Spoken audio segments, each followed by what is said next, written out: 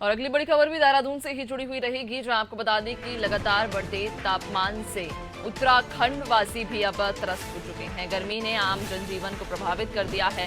सामान्य से कई डिग्री ज्यादा यहां तापमान पहुंच रहा है। गर्मी बढ़ने से जहां पेयजल की समस्या भी लगातार बढ़ती जा रही है, विद्युत सप्लाई भी प्रभावित हो रही है। कहीं ना कहीं जनजीवन पूरी तरह से बढ़ती तापमान की वजह से प्रभावित हो रहा है। ज्यादा जानकारी लेंगे, सहयोगी सोनू हमारे साथ बने हुए हैं। सोनू, देश भर में गर्मी से त्राही त्राही मची हुई है। उत्तराखंड की यदि हम बात करें तो उत्तराखंड में किस प्रकार का मौसम बना है?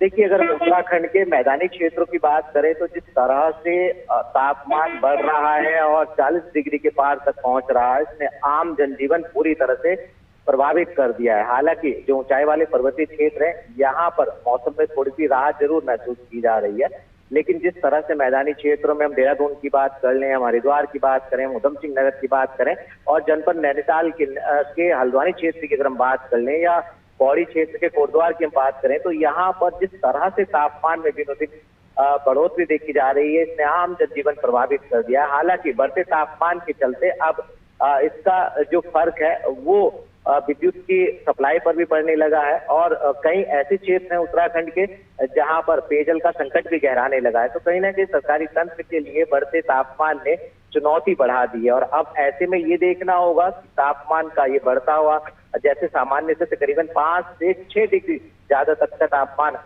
रिकॉर्ड दर्ज किए जा रहे हैं। ऐसे में ये चुनौती शासन प्रशासन के लिए कब तक बनी रहेगी? क्या उत्तराखंड के मैदानी क्षेत्रों में आने वाले समय में वर्षा देखने को मिलेगी? और अगर मौसम का मिजाज बदलता है तो निश्चित तौर पर भीषण गर्मी से कहीं ना कहीं उत्तराखंड के लोगों को राहत जरूर मिलेगी।